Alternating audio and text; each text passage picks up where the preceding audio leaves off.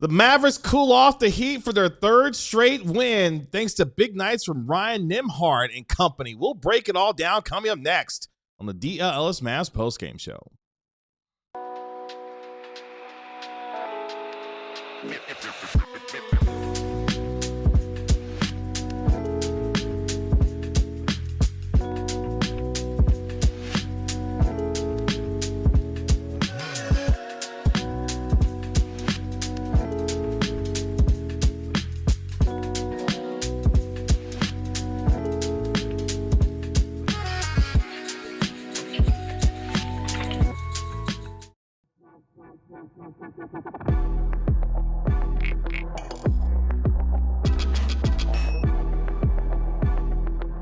Welcome to the DLLS Mavs post-game show powered by Game Time and Michelob Ultra. Download the Game Time app, create an account, and use code DLLS for $20 off your first purchase.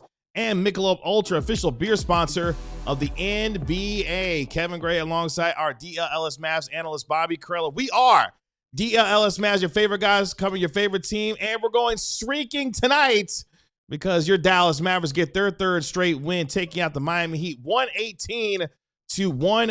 7 guys in double figures, led by cooperflagg's 22 points, as the Dallas Mavericks improved to 8-15 on the season and 5-9 so far at the American Airlines Center this season. We will break it all down here for you over the course of the next hour. Our DLLS Mavs beat writer Harrod Jr. will join us live from the American Airlines Center, as well as our national NBA insider Marc Stein later on in the show, where Bobby Kel'el, the Dallas Mavericks continue good play here over the last few games as they get another big night from Ryan Nembhard and a balanced attack take out a very good Miami Heat team tonight at the AAC. It's a great win.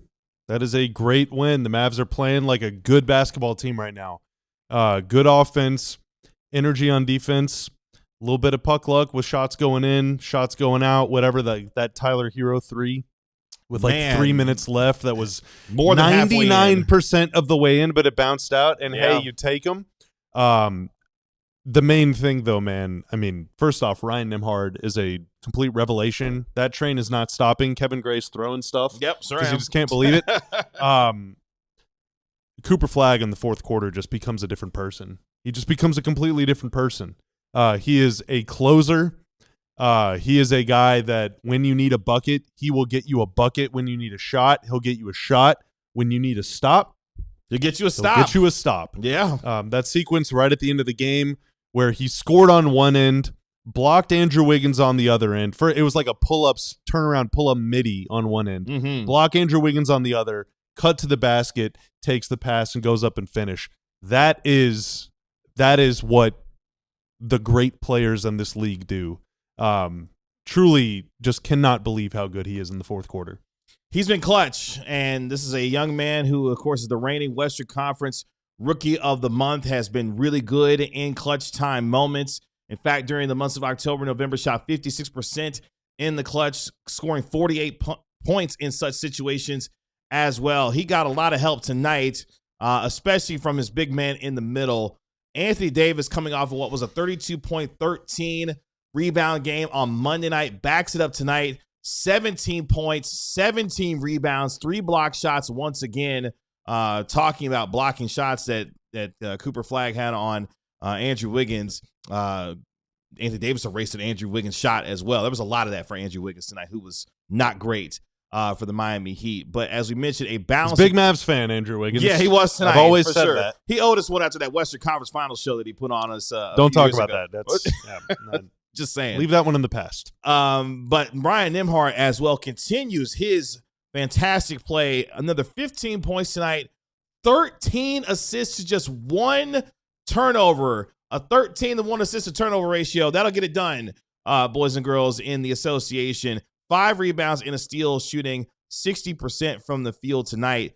Continuing to run this offense, not only efficiently, but getting guys organized. One of my favorite plays tonight was on an inbounds pass where Ryan Nembhard recognizes that Naji Marshall can dart to the basket, gets him organized into the right spot. There was a nice little bounce pass to him on an inbound play, and Naji Marshall gets an easy bucket, who also had a really good night for Dallas as well, with 18 points at Naji Marshall, going 8 of 12 from the field. But Ryan Nembhard continues to impress and once again was really good tonight for Dallas, especially running the offense for them. Really good in the mid-range.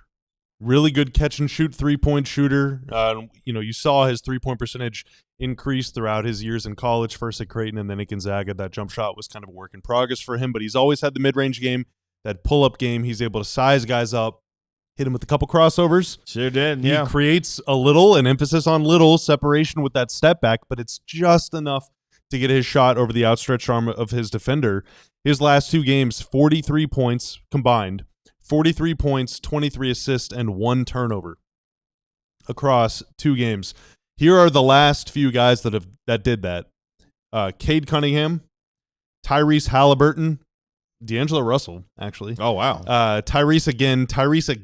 Turns out that guy's pretty good. Mm-hmm. Brandon Ingram, LaMelo, and then interestingly enough, how about DeLon Wright at the end of the 18-19 season? Oh, wow. Had back-to-back triple-doubles against the Mavs, and Wow. that was part of the reason why they signed him that summer. And then Jimmy Butler before that. I mean, this goes back like over the last 8 or 10 years. It is very hard to score that much, facilitate that much, and give it away that rarely, especially, on a team. It's not like turnovers are contagious, but we're just so used to seeing guys cough up the ball. Yeah. All the time. I mean, AD tonight even in the this middle of the season, zone yeah. was getting stripped 3 times in the fourth quarter. But Nembhard is no, I'm good. I'm not going to do any of y'all. You do the turning over. I'll do the smart stuff. I'll be responsible with the ball. And it's amazing to watch, man. It's amazing to watch. I cannot remember a player just coming out of effing nowhere the way that he has and making this kind of impact. And he's doing that. And you talked about how you had to protect the ball against the Miami. We talked about during the pregame show, this is a Miami Heat team 5th in the NBA in terms of points off turnovers against their opponents, scoring over 21 points per game off their opponents' turnovers. Tonight, only 13. The Mavericks only committing 15 turnovers. This is a team that's been averaging more than 17 turnovers per game throughout the course of the season. But the Mavericks, we'll talk about the defense as this night goes on as well. But the efficiency for this offense is coming around. Tonight, shooting over 50% from the field and from the three-point line, and shooting as a team over 83% from the line as well. If you're going to go 50-50, 80-plus from the charity stripe, you're going to win yourself a lot of ball games. In a team that had 118 points and an offensive rating tonight of 116, this is a team that shot the ball efficiently, got contributions from several different guys as well. Klay Thompson had 17 points in this game, knocking down another 5 threes. He's been hot from the three-point line over the last several games as well. Max Christie knocking down 2 threes, going 2 of 4 from downtown. Ryan Nembhard making all 3 of the three-pointers that he took. Even Anthony Davis, even with just 4 attempts from 3, knocked down 2 of those as well, shooting 50% from downtown. So going 16 of 32 from 3, that gives you an even 50%. And the shooting, we talk about all the time when it comes to the NBA, it's a make or miss league.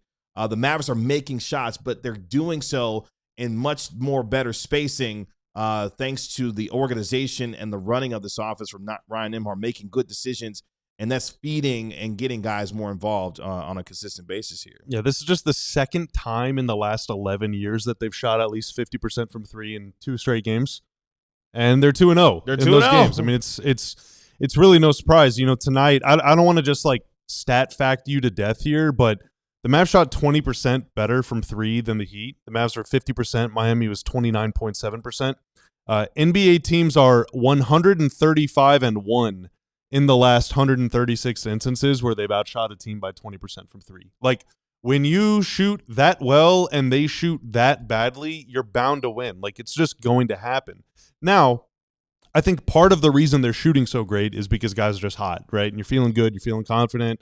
But also, and they're nowhere else to go but up. Yeah, they're getting such good looks and clean looks right now. And part of that is because Ryan Nembhard has been really good. Part of that is because they're playing with 4 shooters, even 5. AD's stepping out, and even if AD is, okay, I don't think AD is going to shoot 40 or 50% from 3 or whatever this season, but by him stepping out to the three-point line, there was a play where Coop actually drove it, and AD was in the dunker spot. And as Coop went right hand into the lane, AD stepped out, and his defender stayed with Coop, so Coop just flipped it to him. Now, if AD makes a couple more of those, his defender might think twice, might take a step toward AD. But anyway, good spacing, a good facilitator. D'Lo also made some threes tonight. He's a good shooter, and he is playing less point guard and more off guard, which I'm not a fan of 2 tiny guard lineups. But if it means that you're going to get the quicker guy with Brandon Williams the ball and D'Lo getting off the ball, then that's a sacrifice I'm willing to make. I think that could maybe work. They're putting, in other words, all of that to say they're putting their players in a position to be successful, which is something that we weren't seeing over the first 20 games of the year. And this team has been the beneficiary of good offense and smart decision making by their starting point guard. I said it after the game against Denver.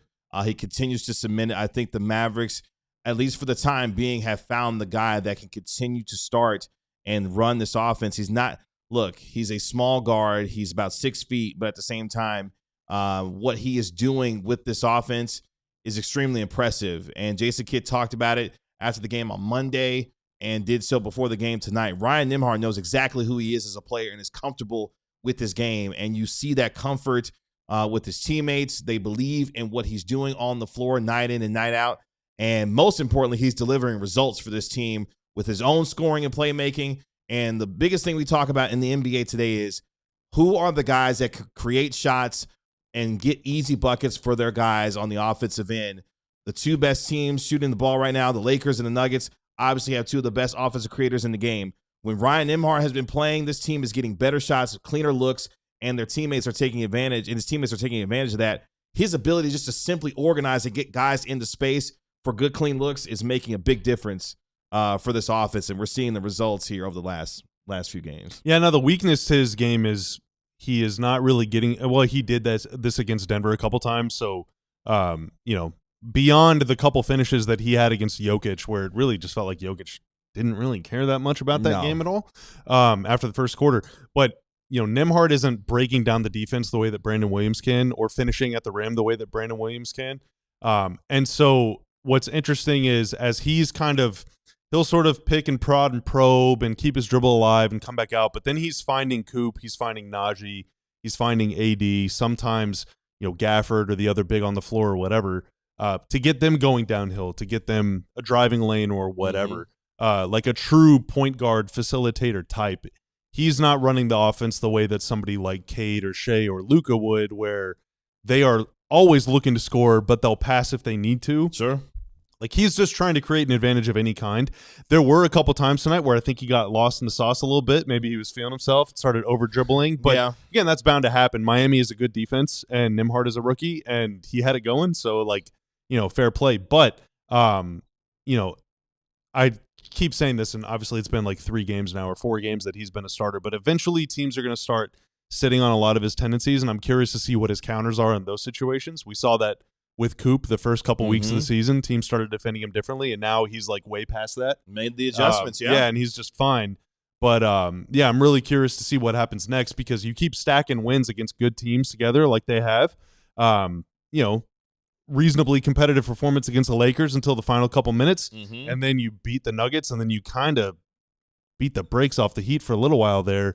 Teams are going to have to start paying attention, man. They're going to have to start respecting these guys. Yeah, a Mavericks team in tonight's game that led by as many as 17 at one point against the Miami Heat. A couple of other numbers from this game. Miami shot just 39% from the field and 29% from 3. They were led by Kel'el Ware, who had 22 points and 10 rebounds. He is turning into a really nice player for the Miami Heat. Led them in scoring tonight. Tyler Herro, check this out. Had 20 points in the first half. Tyler Herro scored as many points as Tanner, me, and Bobby in the second half. 0. And the Mavericks did a much better job against him in the second half. He goes 8 of 17 from the field. Bam Adebayo with 21 points, going 10 of 19 overall from the field as the Mavericks get it done tonight. Oh, real quick, sorry. Yeah, I'm sorry. Mavs PR just tweeted this. Ryan Nembhard is the first undrafted rookie with consecutive 10 assist games since no one. Since Brandon Williams. Oh, wow. How about that in March 2022? I believe at that point he was with the Blazers. Wow. Okay. But how about that? The 2 undrafted rookies. Well, Williams isn't a rookie anymore, but the last 2 undrafted rookies with consecutive 10 assist games both play on this team. And here we are saying they don't have a point guard, Kevin. Well, maybe how dumb are we? I mean, we guess we don't know ball. Well, no, you know ball. We all know. I don't know, man. Who knows? This season's been wild and crazy. But Ryan Nembhard going smooth off once again as the Mavericks get their third straight win to improve to 8-15 on the season. Let's take our first break here on the DLLS Mavs postgame show. When we come back, what the turning point was in this game, and Bobby's favorite, D'Angelo Russell, had a nice little moment in the third quarter that I'll have to tell you about. We'll do all that and more coming up next. But it's that time of the year when you're looking for the perfect holiday gift, and you don't want to wait till the last minute to do it. And Aura Frames can help take care of that with the solution to your gifting needs. In fact, I got a wife, I got a daughter, they love pictures. And Aura Frames can get you the best looking photos with uploading unlimited photos and video if you just download the Aura app and connect it to your Wi-Fi. With their frames, you can preload photos before it ships, and you can keep adding them from anywhere at any time as well. You can share photos and videos effortlessly, and you can do it straight from your phone all year long. And it comes with a beautiful gift box as well, so you can show it off and make yourself look good during this holiday season. You can't wrap togetherness, but you definitely can frame it. So for a limited time, save on the perfect gift by visiting auraframes.com to get $35 off Aura's best-selling carbon matte frames, named #1 by Wirecutter, using promo code DLLS at checkout. That's auraframes.com using the promo code DLLS. This deal is exclusive to our listeners, and the frames sell out fast, so make sure you get yours today, just in time for the holidays. Support the show by mentioning us. Remember, the terms and conditions apply. So I made a bit of a indulgent decision yesterday. Oh. I decided to buy myself a tablet for the first time. Of course, I missed all the Black Friday and Cyber Monday deals, and so I paid full price for that. And about 20 minutes after my transaction went through, I got an email from Monarch that said, you've exceeded your technology budget by a lot of dollars this month. And first off, that's like a nice caution. Like, hey, I actually bought that. That's cool. But if I didn't, I'd like to know that someone did using my information. But also, Monarch could say, hey, are you starting to spend more money on tech? If so, we can help balance your budget. We can help you plan for that ahead of time so that you're not spending way too much on tech whenever you should be spending all your money on casual, fast cash Tex-Mex food. Don't let financial opportunities slip through the cracks. Use code DLLS at monarch.com in your browser for half off your first year. Again, that's 50% off your first year at monarch.com with code DLLS. Appreciate all of you hanging out with us here on the DLLS Mavs post-game show. What I see now is over 600 of you watching us live Let's right go. now. Appreciate you joining us here. Make sure you like, comment, and subscribe to DLLS Sports. Cat Peanut had a good comment in there during the break. Tanner, I don't know if you could find it. The chat is moving pretty good tonight, all right? It is. Feeling good in the chat. Cat Peanut said it was something like Coop is starting to smile more. He's starting to make some stink faces after making baskets. It's good to see him having fun. I think once you get out of your own head, you're able to enjoy it. And this is a little parasocial because Cooper Flagg is not my best friend or even my casual acquaintance. But the first couple weeks of the season, first off, the team was losing, but he was playing point guard. And I said it at the time, it looks like he's thinking, not playing. Mm-hmm. And then they lost like 5,000 games in a row. GM got fired. The home arena was like a crypt most of the time. Now the fans are back. The vibes are good. 80's playing. The team is healthy. Nembhard is taking the league by storm. Like, it is a fun time. It is fun to watch these guys have fun after how much miserable BS they had to go through over the last 9-10 months. Yeah, and the vibes are good right now based off of the way that they are playing on the floor. They're executing at a high level, especially on the offensive end, and most importantly, they're seeing W's in the win column as a result of their play. And look, we've talked about this plenty, whether it was the adversity they were going through last year with all the injuries, even with the injuries that have been going through so far this year. This team has not played hard every night. It feels like no matter what the result is, for the most part, this team plays hard, and now they're executing to go along with the amount of effort that they're putting in on both ends. And this is a team that came into tonight a top 5 defensive team. We've talked about how poor they've been. Not anymore. Yeah, we've talked about how poor they've been on the offensive end. Even that's starting to turn around. Sorry, I thought you were talking about the Heat. My bad. Oh, no. I mean, the Heat were number 4 in defensive rating coming into tonight's game. And the Not anymore. That's right, not anymore. After the Mavericks drop a $118 on them. Pomelo Ball with the 10 super chat. I think that's Canadian bucks. Let's go. Thank you so much. Ryan's been one of my guys for a long time. I can't believe he went undrafted. He led college basketball in assists. So happy he's on our team. How does what we're seeing now compare to your preseason thoughts? Oh, dude, I mean, he looked really good in summer league and preseason, and we were all pretty high on him. But I think I do remember saying that he should start, but as a joke. Like, I don't think I actually meant that. But if you go back in time and take that clip completely out of context, Bob Stradamus, he looked good. I mean, I'll go with it. He looked good, but there's such a difference between, all right, he looked really good in summer league and pretty good in preseason. He could probably start an NBA game right now. Like, I don't think anyone would have expected that this season, let alone this soon.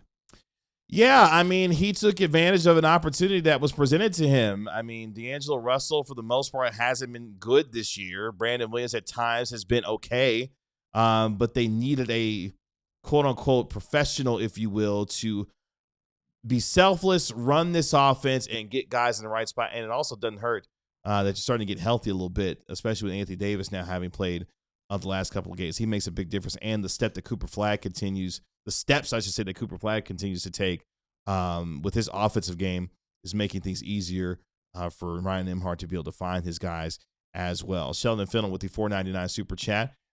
It's crazy to think. Is it crazy? I'm sorry. Yes. Is it crazy to think that this winning version of Mavs basketball is one healthy Kyrie return away from being a top 6 team in the West? I mean, I think that we all kind of agreed that if Kyrie is like if you wave your magic wand and the Mavs had no injury problems, yes, they'd be a really good team. The problem is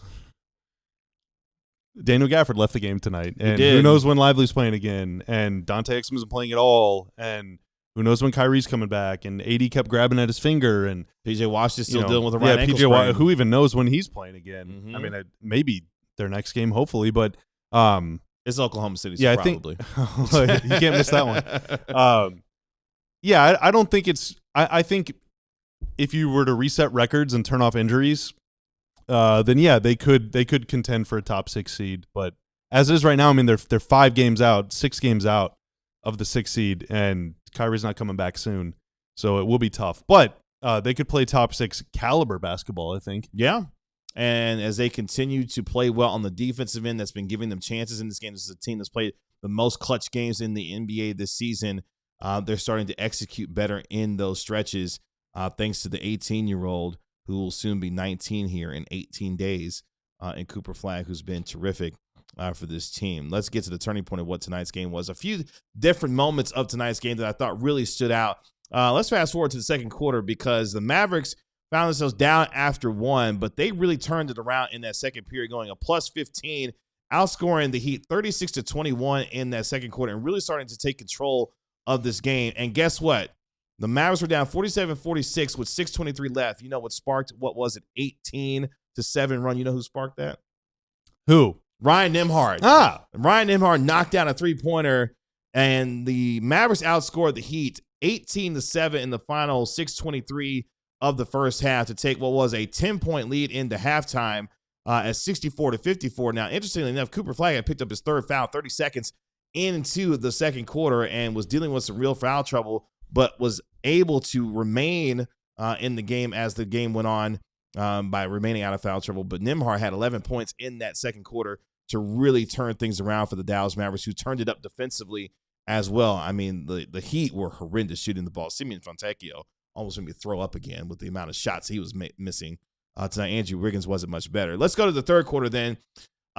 So things started to get a little interesting, Bobby, in that third quarter because the Heat kept chipping away, finding themselves knocking down a couple of shots to get themselves in. In fact, they cut it down to 9 at 85-76 with 2:31 left after they went on what was a 10-4 run after being down by 15 with 5 minutes left in that third quarter.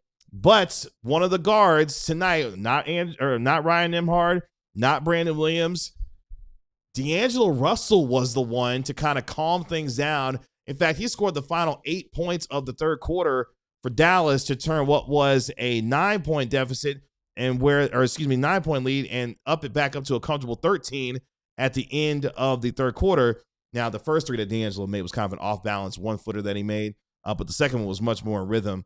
But D'Lo kind of settled things down there at the end of that third quarter to help get the lead back up to double digits there. Yeah, but that's kind of the fickle nature of the basketball gods, Sure. right? Like D'Lo made that really, really, really tough three. It was late shot clock. There was like, 1 or 2 seconds left on it. And it was off the dribble and off balance, but he made it. And then again, fast forward a whole quarter. There's 3 minutes left in the game. Heat call timeout, 5 seconds on a shot clock after a loose ball caroms off like 20 guys and goes out of bounds. And Max Christie did a really good job defending Tyler Herro, but Herro took a really tough three. And again, it went like all the way in the rim and then spun out. If D'Lo misses his three and Herro makes his, who knows? We got a 1-point game. Well, at that point, it would have been a tie game, but I mean, true. Who knows what happens, So Rick Carlisle always used to say there are thousands of events in an NBA game, and you got to control whatever you can control. You can't always control if the ball goes in, Sure. But you have to control your disposition. You have to control, taking care of the ball. You got to control the glass. You got to control all the details and all that stuff. And the Mavs did a lot of that. I thought really the only time of the game that felt kind of out of control for them, other than the first 3 minutes again, they're doing the bit where they're just like getting behind 10 early in games. It was like 12-5. It was like 8-0 run, then 12-5. It was. Yeah, I would say I advise against that. But in that early middle portion of the fourth quarter, they kept dumping it into AD in the middle of the zone. He turned it over like 2 or 3 times. They committed a shot clock violation. Coop got stripped. They were really loose with the ball at that point. But tonight it was it wasn't the guards turning it over. Brandon Williams had 2 turnovers, but D'Lo had 0. Nembhard had 1. It was like AD. It was Gafford. It was Coop giving it away. And, as much as I hate turnovers of any kind, if your bigs are turning it over, it means they're at least trying to do something. It's not like they're making stupid passes. They're just getting the ball. So those are the ones that Miami's you a good defense. Yeah. And let's go to the fourth quarter because, again, Miami continued to chip away to get themselves back into this game. In fact, they cut it down to 6 with 3:30 left. The Mavericks, of course, were able to get a stop on that that Tyler Herro missed three. They used their lose-it timeout with about 3:23 left. But the Heat pulled within 4. And that's when things started to turn in terms of the execution down the stretch. Cooper Flagg has been excellent in the clutch so far this year for this team, and he was clutch once again as Anthony Davis hit. Okay, now we debated a little bit when he hit the shot. Did he call glass or not when he made the shot? I don't know, man. Off the glass. I really don't. I mean, I thought he called glass. It looked like he was trying to hit glass. I don't ever see him bank in shots. True. But he hit glass. The bank was open, and he was able to hit a shot. It was a tough shot, man. It was a tough impossible angle, and knocked it down. And then Cooper Flagg comes back on the next offensive possession, knocks down a turnaround jumper, and then what you had mentioned earlier, blocks an Andrew Wiggins shot on the other end, comes back down, gets a nice pass from Anthony Davis to hit a layup, and the Mavericks go from being only up 4 to up 10. With $1:25 left in the game. Another clutch stretch, this time from Anthony Davis and Cooper Flagg. The defense and, most importantly, the execution offensively for Cooper Flagg, who continues to show that he's poised in those moments and showed it once again to help put this game away in the fourth quarter with him and Anthony Davis really taking control of things down the stretch. In the fourth quarter of the season, Mavs are +6 net rating with Coop on. They're plus 13.5 net rating with AD on. We spent most of the first 20 games of the season basically saying, God, they just can't win a close game to save their life. AD was out at the time. Coop was showing flashes, but it's a lot harder to win a game when you're coming from behind down 8 as opposed to like it being a tie game or you playing from in front. The Mavs are just never able to get over those humps, but now they have 2 guys that they can go to at the end of a game. And if Kyrie comes back, they'll have a 3rd guy that they can go to. And Klay Thompson's hit some big shots. That's a 4th guy that can knock down some shots that isn't afraid. And Najee Marshall hit a big 3 against the Pelicans a week or 2 ago, and that was a huge shot. So that's a 5th guy. Like, now everyone is getting a little more confidence. They definitely took their lumps, okay? And they're probably not done taking them. I'm looking at the schedule coming up. They play OKC in a couple days. We'll see how many times Ryan Nembhard turns. If he turns it over 0 or 1 time in that game, he's the truth. All right? But, that's part of this whole process, right? Like you put these guys in difficult positions. You see how they respond. Back-to-back as well, yeah. And you try and learn from them. Yeah. You try and learn from them. And so far, they've shown really good signs of growth. Let's get to another super chat before we take our next break here on our post-game show. This one coming from Ira. Super chat Ira. Yeah, shout out to Ira with the $5 super chat. With the rise of Nembhard, does that mean Kyrie Irving could be on the move instead? No! Also, Kevin, do a Rick Rude impression. Kyrie's going nowhere. If only I could gyrate my hips. Who is Rick Rude? Former professional wrestler. I should have known. Rest in peace to Rick Rude. Oh, that sucks. Yes, I believe. You doing some Googling? Yeah, I believe he is. Is Rick Rude alive? Yeah. Yes, he left us a long time ago, actually. Oh, well, why'd he do that? Unfortunate.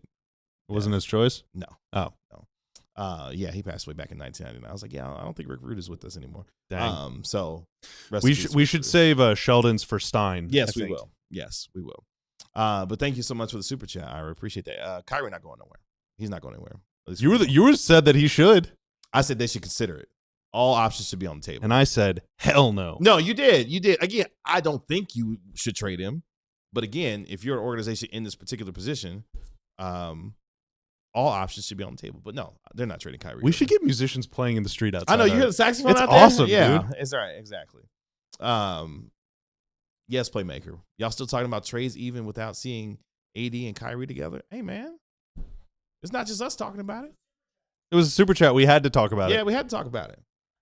If you pay us some money, we can talk about yours too. Let's take our next break.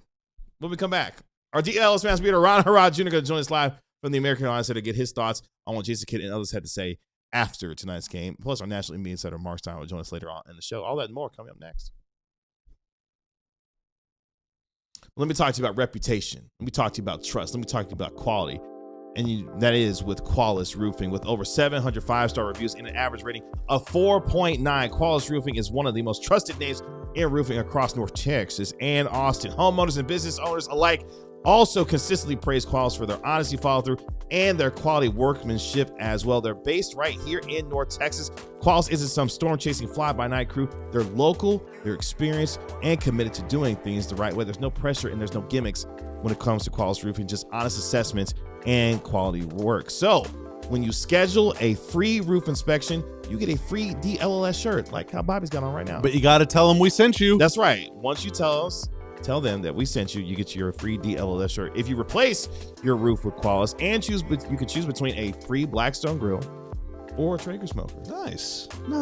Because getting a new roof should come with a little sizzle as well. So when you mention DLLS when you call in, it truly helps our show. Call or go online to schedule your free roof inspection. And don't forget to ask about your free grill as well. Visit QualisGC.com or just search Qualis Roofing and Construction. That's QUALIS, or call 817-500-9008 and get started today. Easy dub for me tonight on Prize Pick. Cooper Flagg had more than 13.5 points. Kel'el Ware, all I needed was 8. And he did not stop there. No, he did not. He kept going. He was like, do you need 28? It's like, no, stop. And then Tyler Herro, like you said, KG, he had 20 at the half. That's right. all I needed. That's all you needed. I didn't need a single point more than that. So I took home $11.50 in cold, hard cash, folks, on Prize Picks. Making good decisions can get you paid. So if you want to play along, download the Prize Picks app today. It's not just basketball, by the way. It's football, it's hockey, it's soccer, the whole kit and caboodle. Download Prize Picks, use promo code DLLS whenever you make a new account, and make a $5 play, and your account will be gifted with $50 to use on lineups anytime you like. Again, promo code DLLS whenever you sign up on Prize Picks. It's good to be right. Shout out to Noah Weber of the Smoking Cuban. He had this on X. Cooper Flagg was asked about his Spotify Wrapped top artists. Oh, God. Do I want to know? You do. Okay. Quote, I don't listen to a ton of music. End quote. I tried to tell you, man. The kid is locked in on ball. No, you know what? There is a 100% chance that he just doesn't want to admit what he listens to. He's 18 years old. I was 18 once, and I was pretty honest as an 18-year-old about what I listened to, but I get if you listen to stuff that you think people might think is cringe, or that you are like, it's guilty pleasures, which, by the way, if I can just philosophize for a second. Oh, sure. There's no such thing as a guilty pleasure. You should never feel bad for liking something that you like unless it's like really illegal and immoral. Okay. But if you like a TV show or a movie or some music that you think your friends might think is cringe, hey, it's not cringe. It's actually cringe to judge other people for their hobbies and interests. Okay. Again, as long as they're not illegal or immoral. By the So, way, Coop, let us know what's on your Spotify Wrapped. I mean, clearly he says he don't listen. I tried to tell you, man. He locked in on What was in yours? Oh, I don't know. I haven't looked. Oh. I don't listen to music on Spotify. I'm a Apple Music person. I need 600 likes. I got 600 folks watching live. I need 600 likes. Stop. Please stop. Actually, I do not hate AD. What are you talking about? I've said AD is like one of the top 75 guys of all time. He's one of the top 10, 15 players in the league. I said all that stuff. This might be your first time watching the show, so I'll forgive you for that. But that is, I will judge you for that. I just said don't judge people for their hobbies, but I will judge you for stupid comments. That is the dumbest thing I've seen in my entire life. And Urban Excursion, don't feel bad about Nickelback being your guilty pleasure. I love some Nickelback, actually. Never made it as a wise man. I saw Nickelback live a couple of years ago. Did you really? See, there you go. See, one of my favorite songs. I'm a big wrestling fan. Nickelback used to have the theme to Monday Night Raw way back when. So there's nothing wrong with a little Nickelback. Don't worry about that. We love some Chad Kroger. Don't worry about that, man. Don't worry about that. All right, Pomelo. Yes, 6'7". Shout out to our guy, Harrod Jr. joining us live from the American Airlines Center. Break up the Mavericks, Ryan. They won 3 games in a row after their 118-108 win over the Miami Heat. What did Jason Kidd and others have to say after tonight's game?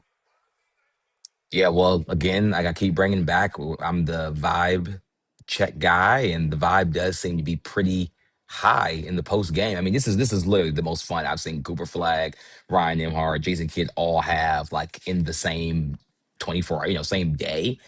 I mean, Cooper Flagg's making jokes at the podium. He's, laughing about the Spotify rap thing. And then Jason Kidd comes there. He's kind of just a higher energy. He only does like 3 minutes. Cooper Flagg usually does like a workout and then will come after like an hour per se. He came immediately after Kidd. Ryan Nembhard came. We got basically 3 people within 30 minutes. By the way, everyone, it's like never happens. Usually it's like over an hour to get even 2 people. This happened. They were all back to back. There was no wait. Let me stop you right there.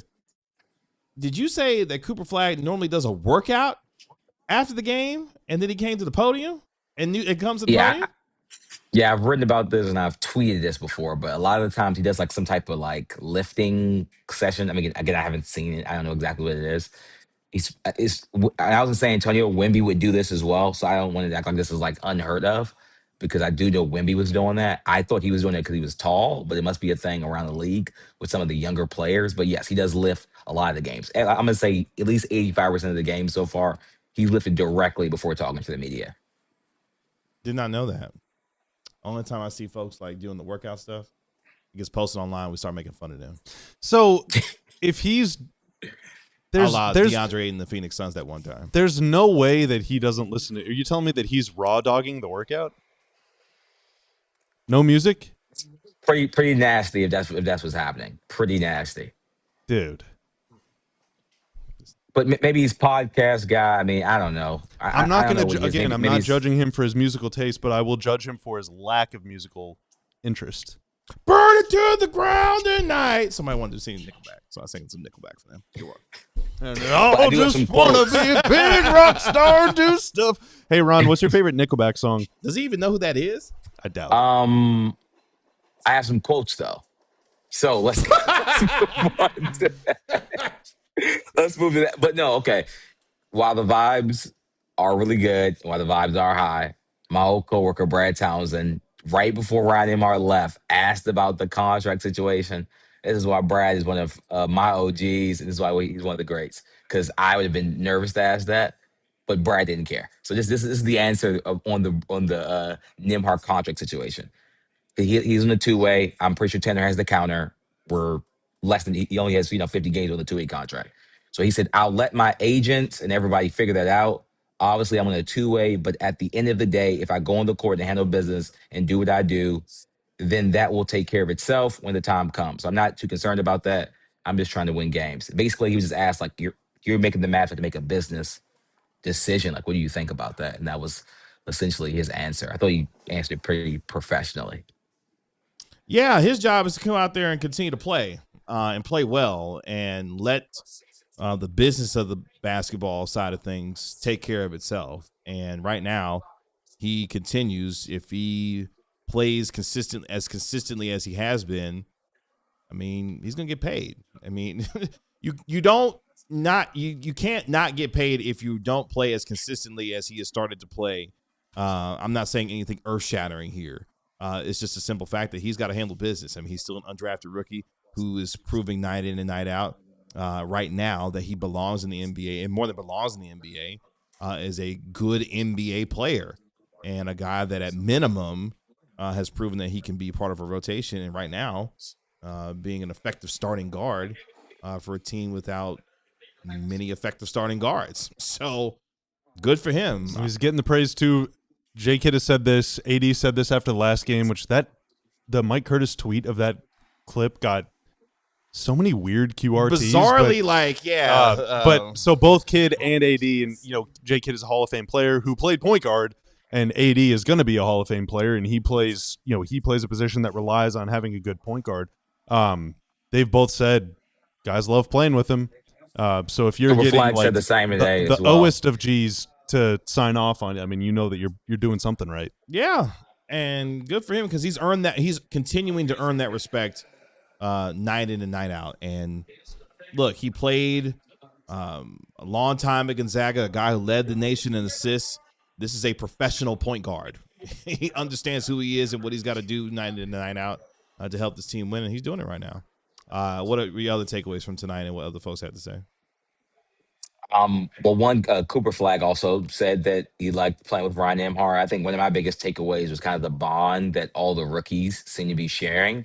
I saw Musa and Cooper Flagg this morning going to shoot around, kind of just playing one-on-one. Cooper Flagg had like a one-legged fade over Musa. Musa kind of like fake pushed him, and you can just see it was very joyful. And then Ryan Nembhard and Cooper Flagg both spoke on that in postgame, kind of just Cooper Flagg actually had a really good quote. I didn't write it down, but I'm going to paraphrase this so everyone don't take this for word. But he said, it can get like lonely when you move to a new city and when you get drafted somewhere, but you can kind of isolate yourself. But in these situations where you have, three other like Miles Kelly and Musa and Ryan Nembhard, they've all kind of bonded over kind of this being their first NBA year. And you can kind of just tell that because they're always working out around each other, they're laughing with each other. Nembhard and Flagg on the court together already have a really good bond and really good chemistry. I think that was a big takeaway that these young guys genuinely enjoy playing with each other. And I know folks would get sick of hearing it, but at the same time, I mean, you have to appreciate, especially with Cooper Flagg being the number 1 overall pick, what he's done so far. Yes, at 18 years of age, has done some spectacular things on the floor. He'll be turning 19 here in 18 days, and what he's put together, especially over his last, 10, 15 games, needs to be appreciated. And now Ryan Nembhard getting his due as he continues to play well. So this rookie class right now, Musa Cisse's come in and had some big moments for this team, provide some energy off the bench. Obviously, Miles Kelly hasn't had the chance to, play much because, there's several guys in front of him right now. But the rookies who have had a chance to make plays and take advantage of opportunities, they've done it so far, to their credit. So good for them. And the children shall lead them. Yeah, man. Let the young guys play. And right now, they're taking advantage of those chances that they got. Although Nembhard ended up 5th on the team in scoring tonight. So crazy. Yeah. Last thoughts from you before we let you go here on this Wednesday night.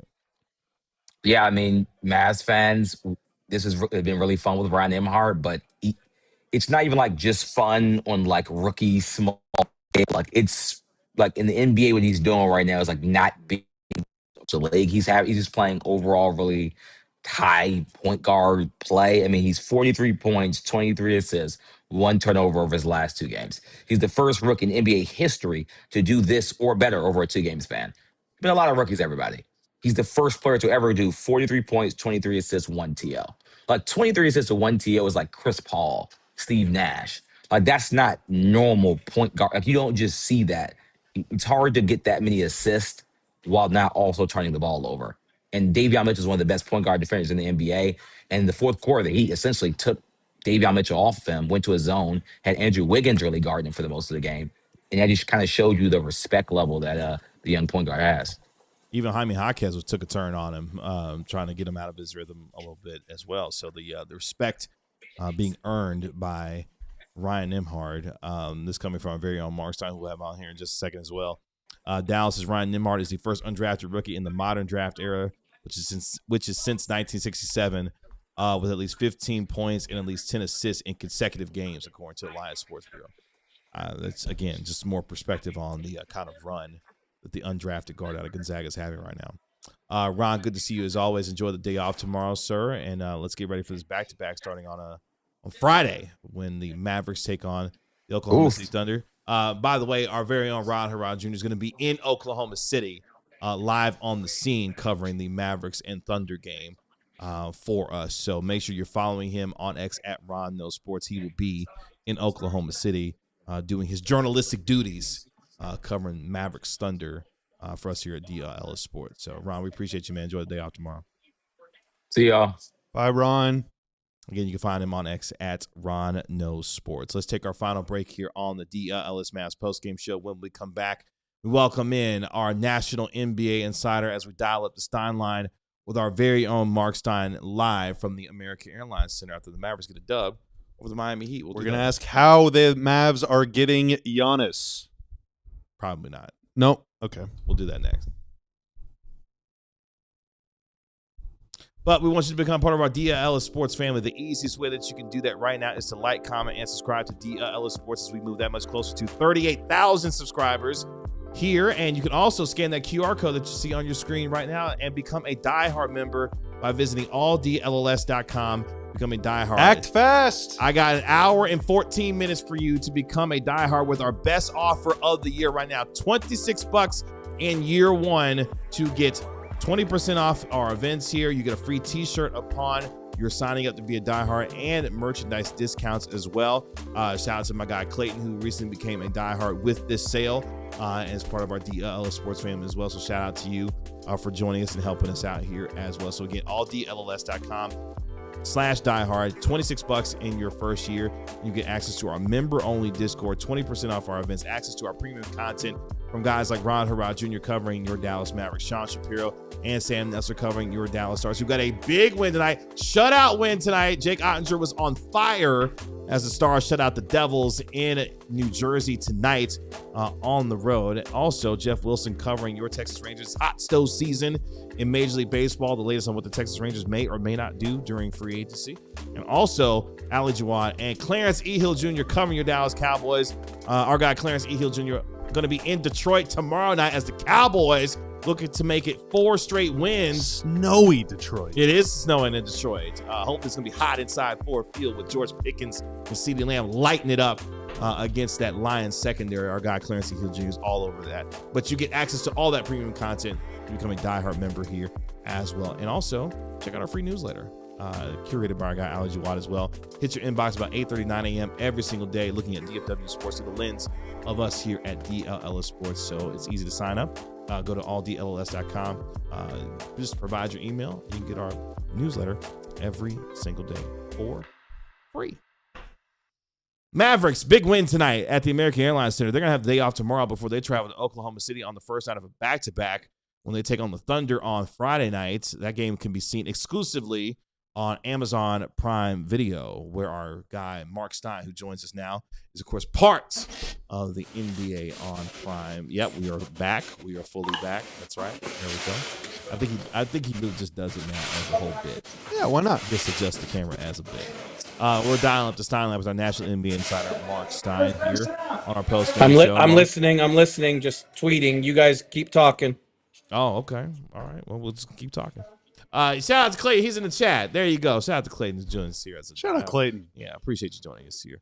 The Mavericks get their 3rd straight win. Hadn't done that all year. First time since February. The Heat were part of that streak too. You know what's interesting? We mentioned it during the pregame show, but Bobby, check this out. The Mavericks in consecutive games beat the number 1 and number 2 offense in the league in the Denver Nuggets on Monday, and now the Miami Heat here on Wednesday, holding the Heat to just 108 points as the Mavericks continue to defend a top 5 rate this season.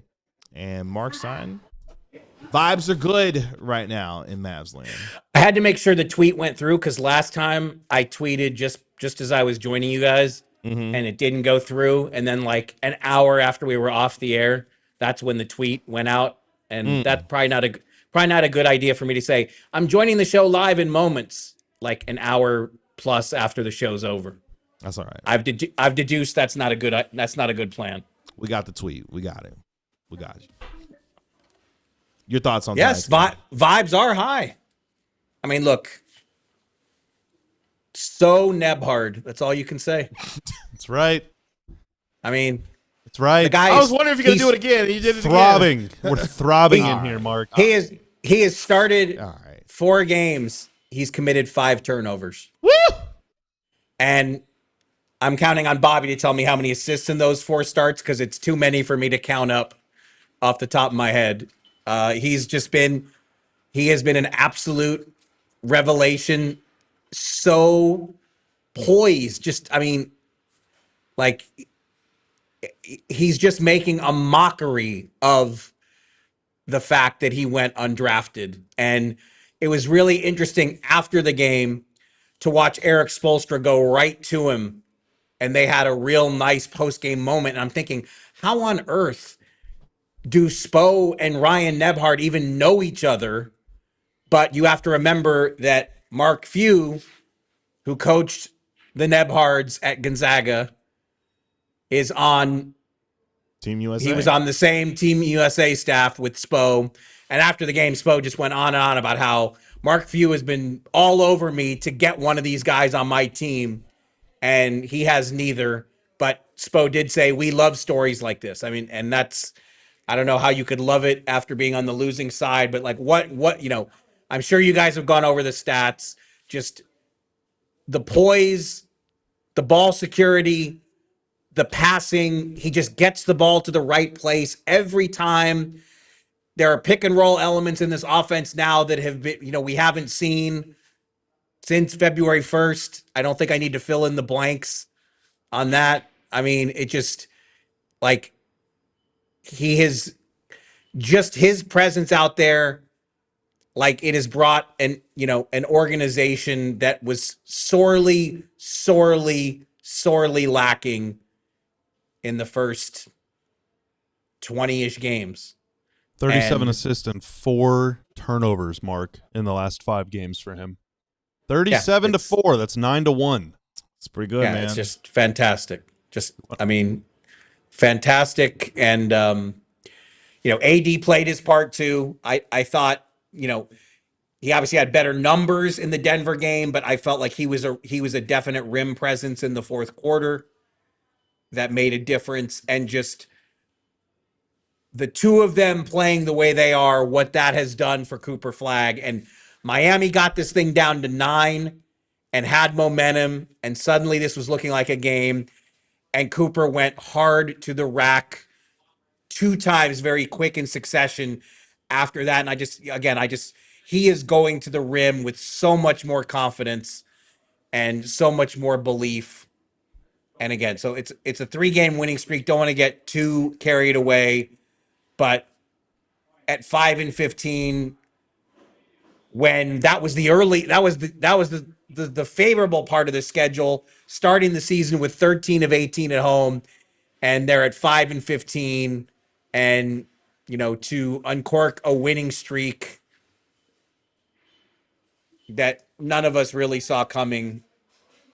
Obviously, Friday is going to be much, much, much different going to OKC, where like the Thunder are just an absolute machine, but we got a day or two to think about that. Like the Mavs were rightfully enjoying this one.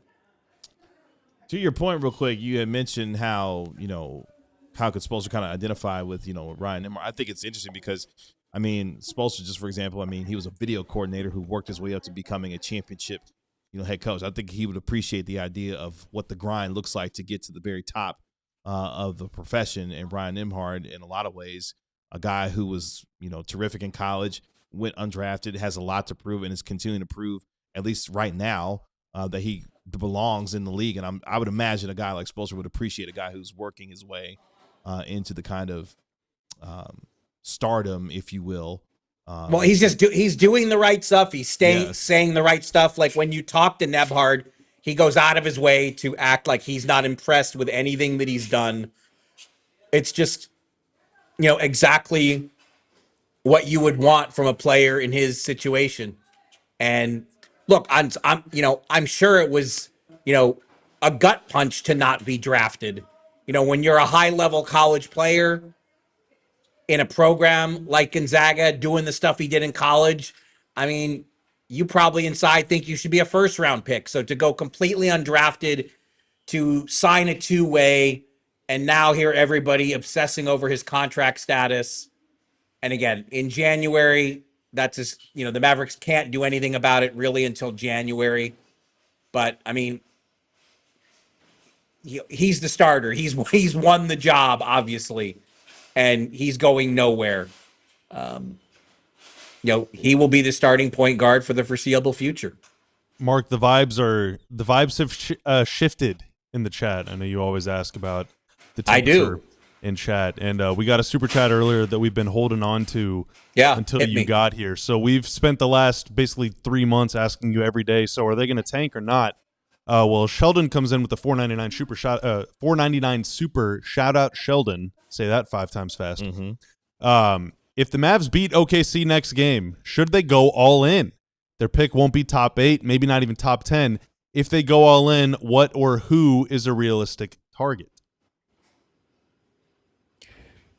Okay, they don't necessarily have a ton of picks to go all in, but they do have a couple. Yeah, I mean that's the thing. I mean, like, they still, like, to me, look, if AD, we said this coming into the season as well. Like, if AD is a two-way force, you're not going to be able to tank. I mean, when he's out there and playing at this level, they're obviously going to be in play-in range at the worst. And the bottom of the West is more open than we thought it was going to be. They don't have a ton of trade assets to, quote, go all in. I mean, it's going to be fascinating to see. I mean, again, the tenor around, the mood around the team has changed so much just after a few wins that I think everyone's kind of recalibrating a little bit. Obviously, Patrick Dumont was here tonight sitting courtside. I would love to know what he made of it.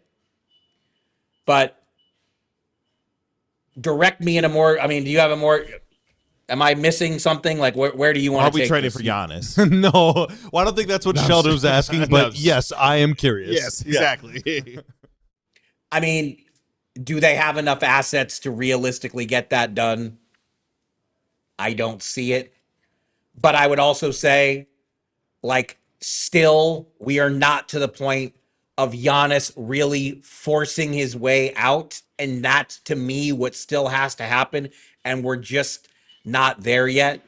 Like, the time to do it was the offseason, and he didn't. And you heard Doc Rivers today come out and say that no matter what's been reported, Giannis has never asked to be moved. And they've certainly all danced around it. But, like, until Giannis makes that push, to me, it's not going to happen. And he has not been willing to make that push. It's got to come from the player. The Bucks don't want to trade him, clearly. They don't want to go down that road. So until Giannis is the one really forcing the issue, I don't know that we're going to, I just still, it's hard for me to see it in season. I just think it is more likely in the off season than during the season. But look, there's been enough discussion today. Every team is going to call, and the Mavs will certainly be on the list. You have to call and see, do we have anything you like? Can we assemble a multi-team trade? Like, that the Mavs will obviously run the ground ball out. You have to make the call and see if you have any chance. But again, to me, like, Giannis to this point has not applied real pressure that forces Milwaukee's hand. And until that happens, to me, I just don't know how much farther down the line it really is, even though obviously today everyone is talking about it. Let's thank our television audience for joining us here on the DLLS Mavs podcast and our post-game show. The conversation will continue over on alldlls.com. Make sure you go to alldlls.com to become a diehard member. Today, we are joined by our national NBA insider, Marc Stein, here on our DLLS Mavs postgame show after the Mavericks get a 118-108 win for their third straight win as they take out the third best team in the Eastern Conference in the Miami Heat as the Mavericks get ready to go on the road for the first time of a road home back-to-back on Friday night when they take on the Oklahoma City Thunder. Real quick thought before we wrap up here. The Giannis Bucks situation feels a lot like the early stages of the Damian Lillard Portland Trailblazers situation. Neither one of them wanted to break up with the other until Dame finally got to a point where it was like, okay, I just need to be the one to say it. I need to go. And then obviously we saw what happened and things moved. Maybe Giannis has to be the one, as uncomfortable as it may be for him after 13, 14 seasons in Milwaukee, to be like, you know what? It's time for us to go ahead and part ways. What's best for him and what's best for the organization. It just feels like neither one of them wants to make the move and say it's time for us to break up. No, I can tell you for sure the Bucks do not want to. And if you go to Milwaukee, that's when you really feel it. The whole thing there, it is all built around Giannis. They didn't win a championship for 50 years. And if Giannis stays, whether they're in the championship conversation or not, they're relevant. They matter. He's so pivotal to that franchise. So, like I said, until he's the one who really forces the issue, I just don't see this going super far. Now, maybe that can happen. Maybe that will happen now. Giannis, when he talked about this at the start of the season, he acknowledged that he has had some wanderlust thoughts, but he says it's something that I only think about in the offseason. He says, once the season starts, I'm all in. So that kind of sent the signal around the league of, okay, he's gonna play out this season with the Bucks, then we'll see. Have things gotten bad enough in Milwaukee, given the start, given the state of their roster, given the limited assets they have to make a move to change their roster? Has it reached the point that something could actually happen during the season? Again, I think that has to come from the player saying, I'm done, I want to go. Let's work on a trade. And the Bucks posture, I mean, they're waiting for their hand to be forced. They don't want to trade him. Unfortunately, I think there's a lot of overlap in Coops and Giannis's games, and so I'm not sure. Despite AD and Giannis making the same amount of money and both teams being in a situation where trading dollar for dollar would actually help a whole lot, I'm not sure there's a path there for the Mavs, Kevin, and it breaks my heart to say that. But Mark, kind of going back to the super chat before, so I would think, or 2 weeks ago, version of Bobby would have thought that if the Mavs were going to try and make an addition at the deadline as opposed to break it down, if they were trying to buy, they would want to add a guard. Well, if Ryan Nembhard keeps playing like this, they don't really need a guard, do they? If anything, they need a big. Gafford left the game injured. Mm-hmm. I don't remember if Ron shared an update with that. I don't think we have an update on Gafford. Mm-hmm. Derek Lively, who knows? So I don't know. I mean, maybe the Mavs need a big now all of a sudden. Derek Lively, if you guys remember that I reported that the fear was an extended absence. The team then announced he's out a minimum 7 to 10 days, and then they were going to update it after 7 to 10 days.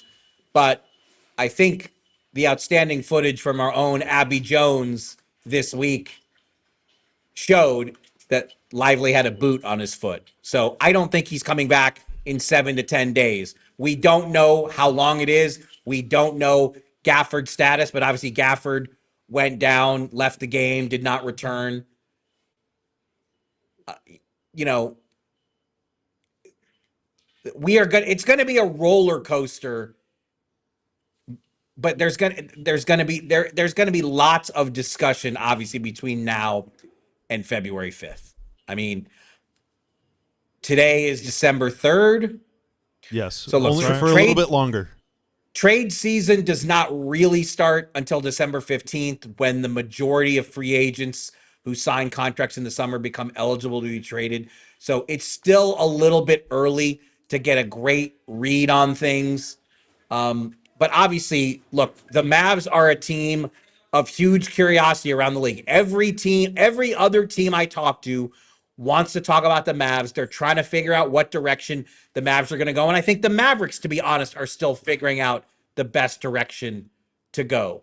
But look, to me, I don't want to sit here and go, okay, 3-game winning streak, even though, especially the last, beating Denver, beating Miami, these are teams that have gotten off to strong starts. They're very good wins. But like, because of the draft pick situation, I still think it behooves the Mavs to end up in the lottery because you don't have control of your first for 27, 28, 29, or 30. So I think in the grand scheme of things, that would still be the better outcome. But playing like this, playing the way we've seen these last 3 games, this is more of the team that we expected. And that I think more of the team that people around the league expected. And look, the best part about it probably is, Nembhard is a Cinderella story. AD has come back and played 3 good games. He's certainly rounding into form. The best part of the story is what that has done for Cooper Flagg. To have AD at the 5, to have a point guard running the team in a low mistake, highly efficient way. Look what it has done for Cooper Flagg. It's just unlocked him and set him hurtling towards the rim, which the Kel'el illustrator, I'm sure, loves. Yeah, it's been fun to watch. The offense that this team is playing is much more fun. It's much more professional. And it gives us a lot to talk about here. We will end with this as the Mavericks, of course, get ready to go on the road to Oklahoma City. We don't know about the status of PJ Washington, who missed his 3rd straight game with the sprained right ankle. I know they're hopeful that he can play Friday against OKC, and obviously, maybe no other Mav has more success against OKC than PJ. We know they would love to. Is it going to happen? Is Friday possible? Is that too soon? That has not been determined. I just know that they were, hoping that he'd be ready to go Friday, but I don't think that's clear. And, obviously tonight, even in victory, seeing Gafford,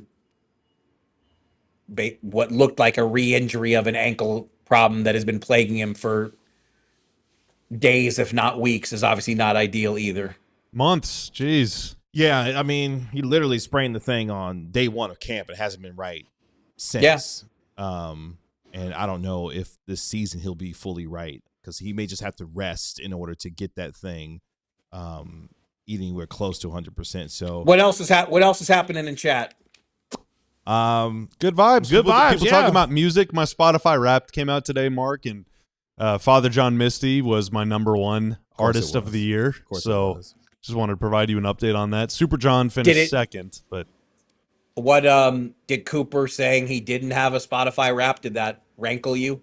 He said he doesn't listen to music, and yes, that really annoyed me because he is either lying or telling the truth, and I think he's telling the truth. I can't decide which one makes me more mad. This is the second time he's been consistent with this. This is not a position that has changed. Nah, you know what, Coop, grow up. Media day. Grow up, buddy. Hey, relax. Okay, that cat's growing up on the basketball court. Let him do it. Doesn't matter. There's more to life than pounding the rock. What's our audience? Got to pound those beats. I'm sorry. Do we have almost 700 people watching? We do. That's right. The Mavs are back, baby. They wanted to hear you say that the Mavs were traded for Giannis, and you disappointed them. So. Yeah, they're all actually leaving right now. They're actually Wait a minute. I see a bunch of pitchforks and torches.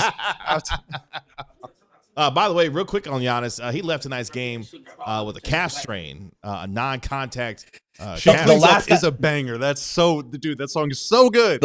The last I saw was that Doc Rivers said they feel like they've ruled out an Achilles injury, but he's getting an MRI. If the results have been reported, I have not seen it because obviously I've been talking to you guys for the last 20 minutes. It's the year of the calf strain, man, and I hate that. Today was a very newsy day in the NBA. Yeah. And the Bucks hashtag this league. Bucks still beat the Pistons, by the way. They still beat the Pistons without Giannis. They actually did. By the way, for those who are wondering, the Mavericks now sit a game and a half behind Portland for the 10 spot in the West. Portland just won in Cleveland tonight, They right? did. Yeah. They did, actually. They won 122-110 on the road over Cleveland. Cleveland's struggling right now. They are struggling mightily right now. In fact, they're in 7th in the East. Mark, enjoy the day off tomorrow. Well, never mind. That's never a day off for you. We will talk to you Friday as the Mavericks begin a road home back-to-back with the Thunder, and then We'll all be together. Studio will all be together, right? Friday night, late. Ron night will be in OKC, but Ron's we'll be going to here. We'll be OKC. doing a watch along. If you want to show up early, if you want to hop on the mics with the three of us, me, KG, and Tanner. I will be on Amazon duty until I see you guys. So Friday's my juggling act. That's Well, right. get Dirk on the show. Get Dirk to FaceTime us instead of Luca next time. How about that? Right? I'll work on it. Or at least Okay. Nash. Or, At least. I mean, you're right. Blake Griffin, damn it. I mean, somebody. Just anyone but Udonis Haslem. Right. No Heat players allowed. Hold that LUD. Hold that L. I love Udonis. I love Udonis Haslem. His energy. Hey. He owes 15-year-old Bobby Carella an apology, all right, for what happened in 2006. His energy on that show, and that's the thing. You know what? He is actually really good on that show. You're not gonna like this, but he and 41 are buddies now, man. Oh no! Just don't say that. No, that's good. I'm glad that they are pals. They are legit pals. They put it all aside. Whatever used to happen, it's all forgotten.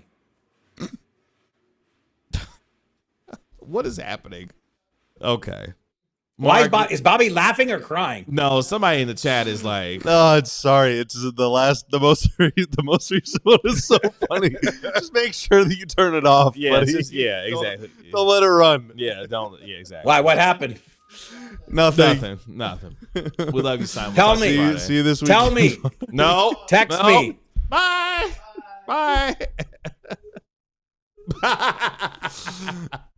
I hope everything's okay, Craig. I hope everything's okay. We appreciate you joining us here. Oh, by the way, before we get out of here, watch along on Friday for the Mavericks taking on the Oklahoma City Thunder. So tip off for that game. That will be exclusively on Amazon Prime. That game will tip off. You ready for the start time? Nope. Are you sure? Yes. Tip-off will be at 8:30 p.m. on Friday night, which means, Tanner, what time is going to tip off for real? Like 8:50. That's right. Around 8:50 probably. We know someone that works on the broadcast. We should have told him, reschedule the game. But yes, tip-off will be at 8:30 on Amazon Prime Video. So if you don't have Amazon Prime, that's the only way you can watch the Mavericks take on the Thunder on Friday night. So there you go.